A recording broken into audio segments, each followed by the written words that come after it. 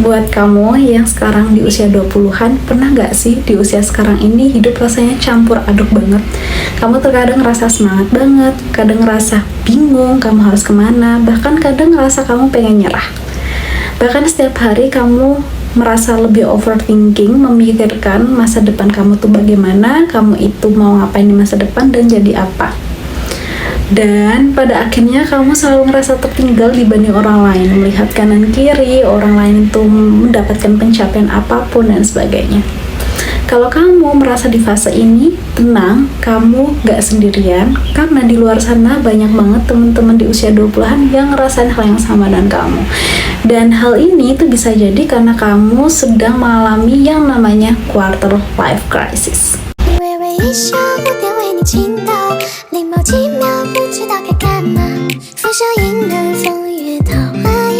Crisis. Halo, aku Niansa, your virtual sister. Selamat datang di playground aku. Buat yang baru pertama kali datang di channel ini membahas mengenai edukasi, bisnis online, marketplace, dan keuangan, serta self-development. So, buat kamu yang baru bergabung, jangan lupa subscribe, dan jangan lupa follow di Instagram dan TikTok aku, yaitu Niansa. Di video kali ini, aku akan membahas mengenai 5 tanda kamu mengalami fase quarter life crisis agar kamu tahu bagaimana cara mengatasinya. Kita mulai dari pengertiannya dulu. Pengertian quarter life crisis ini adalah fase di mana orang-orang yang berusia 18-30 tahun itu merasa khawatir, hilang arah, dan merasa tidak punya tujuan atas ketidakpastian hidup yang dialaminya. Biasanya usia ini itu membuat kita itu merasa stuck dan tertinggal terhadap orang lain. Dan ini adalah 5 tanda kamu mengalami fase quarter life crisis. Tanda pertama adalah kamu mulai merasa bingung dengan arah hidup. Kamu ngerasa nggak sih di usia sekarang kamu lebih sering bertanya ke diri kamu, aku sebenarnya mau jadi apa sih? Aku mau ngapain sih? It's normal, karena semua orang di usia kamu juga mempertanyakan hal yang sama. Di usia 20-an, orang itu seringkali merasa hilang arah dan tidak punya tujuan yang jelas. Contohnya, ada yang baru lulus kuliah, bingung mau kerja apa, atau ada orang yang sudah kerja tetapi bingung karena pekerjaannya tuh tidak sesuai dengan passion. Kalau kamu sudah mulai untuk mempertanyakan diri kamu, tenang, itu normal dan hampir semua orang mempertanyakan yang sama. Artinya bahwasanya tubuh kamu itu ingin kamu lebih berkembang dan tidak berada di tempat yang sama. Tanda yang kedua adalah mulai sering membandingkan diri dengan orang lain. Balik ngantor, balik ngampus, rebahan sambil melihat sosial media, kamu melihat teman-teman sosial kamu itu mulai untuk menata hidup. Ada yang keterima CPNS, ada yang keterima BUMN, ada yang keterima di perusahaan internasional, ada yang lanjut S2, ada yang menikah, ada yang beli mobil, ada yang beli rumah, dan sebagainya. Lama-kelamaan, media sosial itu bisa menjadi racun untuk otak kamu, karena hal ini itu menciptakan rasa minder atau insecure yang berlebihan di dalam diri kamu. Kamu mulai mempertanyakan kemampuan kamu, bakat kamu, bahkan nilai diri kamu. Hal itu sebenarnya normal, bahkan mungkin hampir dialami oleh setiap orang. Tetapi, apabila ini selalu dibiarkan dan terlalu lama dibiarkan, ini akan menghambat perkembangan kamu. Karena lama-kelamaan kamu akan lebih banyak meragukan diri kamu. Kalau misalnya diri kamu itu ragu terhadap proses kamu, gimana orang lain? So, kurang-kurangin rasa insecure itu.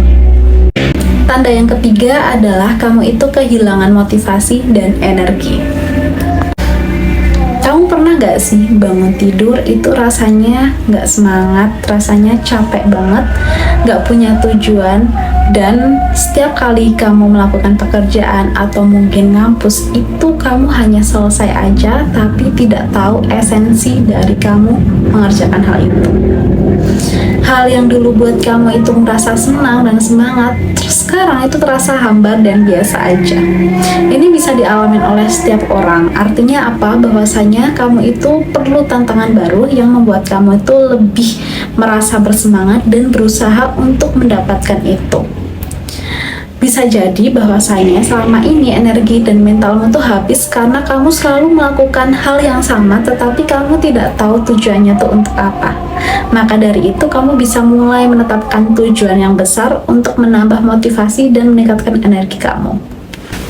Tanda keempat adalah kamu takut untuk membuat keputusan besar. Di usia 20-an, kita dihadapkan dengan realita yang tidak pernah kita bayangkan sebelumnya. Realita ini membuat kita takut untuk melangkah dan mencoba hal baru yang berkaitan dengan mimpi-mimpi besar kita. Ternyata mimpi yang dahulu kita tanam di usia 5 tahun tidak semudah itu kita dapatkan di usia 20-an. Di usia 20-an, kita seringkali dihadapkan oleh suatu realita yang tidak pernah kita bayangkan sebelumnya. Realita ini membuat kita seringkali menunda untuk membuat suatu keputusan yang besar. Hal ini dikarenakan kita takut bahwasanya keputusan besar itu terkadang tidak sesuai dengan ekspektasi kita. Kita dihadapkan oleh rasa takut yang berasal dari pikiran kita sendiri. Rasa takut untuk mencoba hal baru, rasa takut untuk melangkah, takut untuk gagal, dan sebagainya. Misalnya, kamu takut untuk pindah kerja karena kamu takut untuk tidak mendapatkan pekerjaan yang sama. Kamu bahkan takut untuk melanjutkan S2 mungkin karena takut kamu buang-buang waktu dan sebagainya. Rasa takut itu wajar, bahkan mungkin dialami oleh semua orang. Tetapi hal yang perlu kamu takutkan adalah ketika nanti di usia 50-an kamu itu menyesal bahwasanya di usia 20-an ini kamu tidak melakukan apa-apa.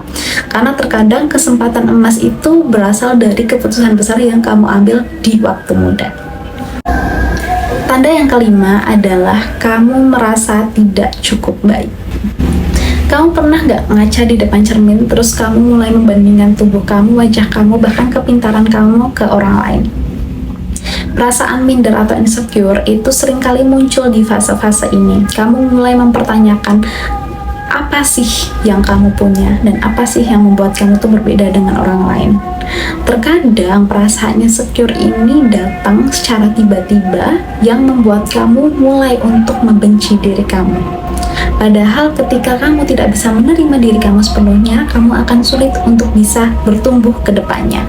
Maka dari itu, perasaan minder ini boleh untuk dirasakan, tetapi tidak boleh untuk dipelihara atau bahkan mungkin untuk dikembangkan. Karena apabila itu terus berkembang di dalam diri kamu, itu akan menghambat perjalanan kamu ke depannya.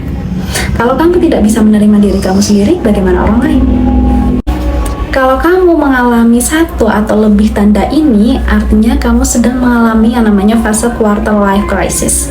Fase ini tuh bukan berarti hidup kamu tuh gagal dan kamu itu tidak layak untuk berkembang, tetapi fase ini tuh mengajarkan bahwasanya kita tuh harus lebih mengenali diri kita itu harus tahu bahwasanya tubuh kita itu ingin berkembang. Dan ini beberapa tips singkat dari aku. Tips yang pertama adalah kamu bisa mulai untuk mencoba menerima diri kamu sepenuhnya dan mencoba untuk tidak membandingkan diri dengan orang lain. Kamu bisa mulai berdamai dengan diri sendiri. Untuk tipsnya, kamu bisa nonton video ini. Yang kedua, kamu bisa mulai untuk menulis tujuan, baik itu jangka pendek maupun jangka panjang. Ini penting untuk membuat hidup kamu lebih bersemangat. Yang ketiga, kalau kamu ngerasa lelah terhadap suatu lingkungan, coba deh kamu ganti ke lingkungan yang lebih suportif yang dapat membantu kamu untuk bertumbuh. Dan yang terakhir adalah selalu ingat bahwasanya nggak semua orang itu punya hidup yang sempurna. Setiap kali pencapaian orang lain, kamu tinggal mengulik aja bagaimana orang itu bisa mencapainya. Karena pasti setiap pencapaian itu ada perjuangan yang mungkin mereka lewati dan kamu pun bisa mencapai hal yang sama juga. Kalau kamu lagi ngalamin di fase ini, coba deh kamu cerita di kolom komentar, barangkali cerita kamu itu bisa mensupport teman-teman yang lain. Nah, itu adalah konten aku hari ini. Semoga video ini itu bermanfaat buat teman-teman semua. Bagi yang baru bergabung, jangan lupa subscribe channel ini dan jangan lupa share ke teman-teman kamu kalau kamu merasa video ini bermanfaat. Thanks for watching and see you again. Bye-bye.